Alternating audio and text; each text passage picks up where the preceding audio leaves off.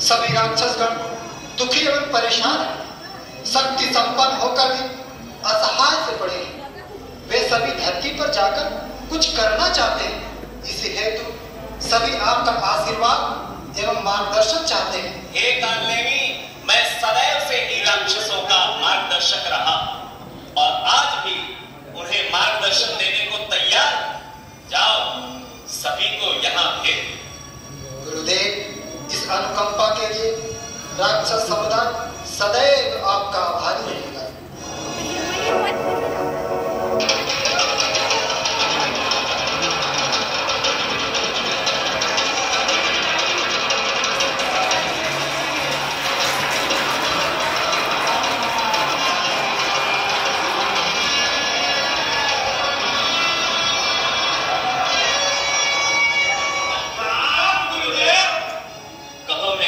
शिष्यों, तुम लोगों ने मुझे किस लिए याद किया है? गुरुदेव, आप तो जानते ही हैं, किसी समय सारी पृथ्वी पर मेरा ही राज्य था। तीनों लोगों में देवता, यक्ष, नर, किन्नर सभी मेरे भय और आतंक से कांपते थे। त्रेता युग में विष्णु ने राम का अवतार लेकर मेरा वध कर डाला। तब से मैं कहीं का नहीं रहा, आकाश में इधर उधर मारा मारा फिर रहा हूँ। माना रक्त पीने के लिए मेरी आत्मा प्यासी हो रही। गुरुदेव, धरती पर जब मेरा राज्य था, मैंने वैभव और ऐश्वर्य का डंका सारी दुनिया में बजा करता था। मेरी रानियां दूर से रहा करती, मगर विष्णु ने एक कोने का बेटा बनकर मेरी हत्या की। बदले की आग में मेरा दिल जल रहा है। गुरुदेव, मुझे एक पल का भी चैन नहीं है। गुरुदेव, एक समय मैंने पृथ्वी की सारी संपत्ति छीनकर अपना खजाना भर लिया था और उसे ऐसी जगह छुपा दिया था जहां कोई भी देवता पहुंच नहीं सकता था। मगर विष्णु ने 12 का रूप धारण कर मेरा वध कर दिया। तब से लेकर आज तक मेरी आत्मा भटक रही है। मुझे मेरी संपत्ति चाहिए गुरुदेव, मुझे मेरी संपत्ति चाहिए। गुरुदेव, आप तो जानते हैं, मैं जिसके सिर पे हाथ रख दूं वही जलकर भस्म हो जाए, ऐसी शक्ति मुझे प्राप्त थी। क्या मनुष्य, क्या देवता, सारे डर से थर-थर कांपते थे। स्वयं भगवान शंकर भी मेरे डर से भागे भागे फिरते थे। परंतु उस छली और कपटी विष्णु ने मोहिनी का रूप धारण कर मेरे सिर पर मेरा ज्ञान रखकर मुझे भस्म कर दिया। धरती पर फिर से जाकर सारी दुनिया में हाहाकार मचाने की मेरी इच्छा कब पूरी होगी गुरुदेव, कब पूरी होगी? गुरुदेव, दुष्ट लक्ष्मण ने मेरी नाक काटकर सारी दुनिया में हंसी उड़ाई। तभी से इस बात का बदला लेने के लिए मेरी आत्मा व्याकुल हो रही है। गुरुदेव, क्या आपको पता नहीं मैंने अपने भाइयों का हक छीनने के लिए क्या क्या षड्यंत्र नहीं किए। राक्षसरी को जलाने की कोशिश की, कपट के पासों से द्वीप गिराकर उनके संपूर्ण राज्य को छीन लिया। परंतु उस छलिया कृष्ण के कारण हमारी एक न चली गुरुदेव, हमारी एक न चली और महाभारत युद्ध में हम अपने भाइयों एवं संबंधियों सहित पूरी तरह मारे गए। गुरुदेव, प्रतिशोध की वह आग अब भी हमारे हृदय में जल रही है। पता नहीं वह समय कब आएगा जब फिर से इस धरती पर जाकर हम अपनी इच्छा पूरी कर सकेंगे। गुरुदेव, मैंने अपनी भरी सभा में द्रौपदी को अपमानित करने का प्रयास किया, परंतु कौन सा चमत्कार हो गया कि 10,000 हाथियों के ताकत रखने वाला मैं साड़ी खींचते खींचते थककर चूर हो गया और उसके शरीर से साड़ी समाप्त नहीं हुई। जरूर मायावी कृष्ण का ही हाथ रहा होगा।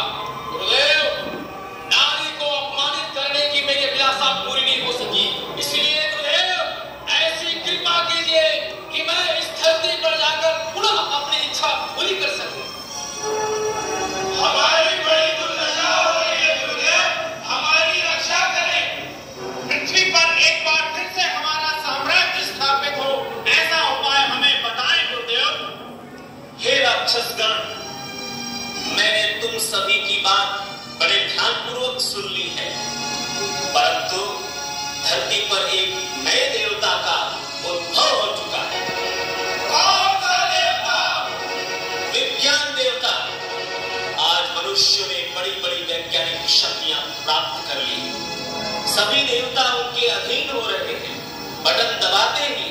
वायु देवता हवा दे रहे हैं, जल देवता जल दे रहे हैं, क्षण भर में अपनी देवता सेवा में हाजिर हो जाते हैं।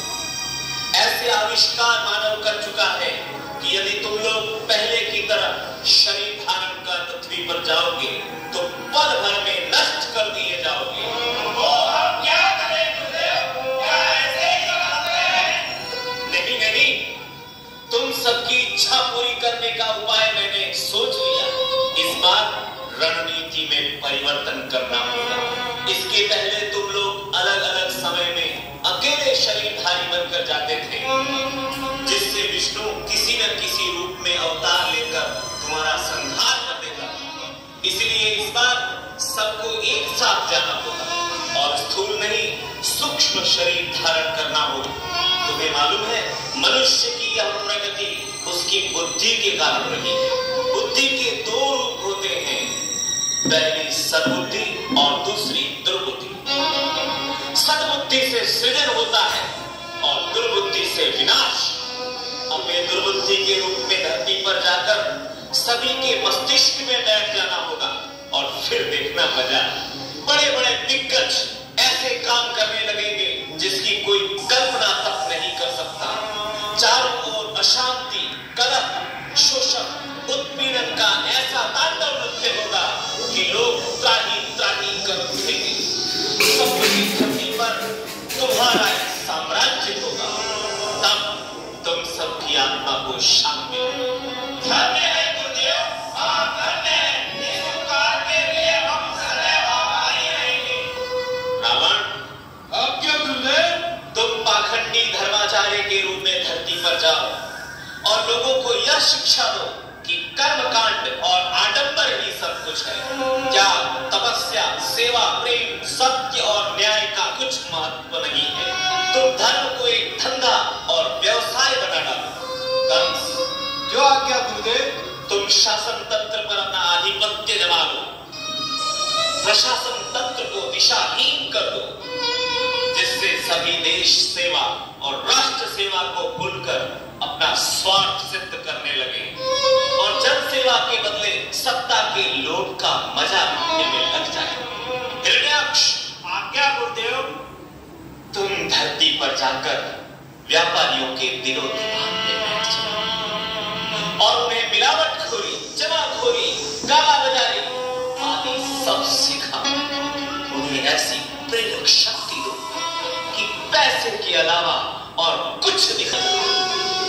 सुर्पणखा, आज्ञा गुरुदेव। तुम रूप बदल कर जाओ और गीत, संगीत, कला, साहित्य की दिशाधारा को पतन की ओर मोड़ दो। नवयुवतियों के दिल दिमाग में बैठ जाओ। भस्मासुर, आज्ञा गुरुदेव। तुम भी अपना सूक्ष्म रूप लेकर जाओ और धरती के देवता विज्ञान को बनाने वाले वैज्ञानिक के मस्तिष्क में बैठ और उनसे विकास की जगह विनाश का कार्य, ताकि दुनिया को बनाने की अपेक्षा बिगाड़ने की सोच। दुर्योधन, आज्ञा गुरुदेव। दुशासन, तुम दोनों भाई धरती पर जाओ और अपनी माया रच दो। एक ऐसा लोभ जगा दो कि सभी के मन में भाई का भाव समाप्त हो जाए। उन्हें भाई शत्रु के समान दिखाई और वह सारा हक छीन ले। घर घर में कलह मच जाए और दुशासन, तुम युवकों के मन में नारी को अपमानित करने की ललक पैदा कर दो। बस बस बस, सारे समाज का पतन निश्चित समझो, निश्चित समझो, निश्चित।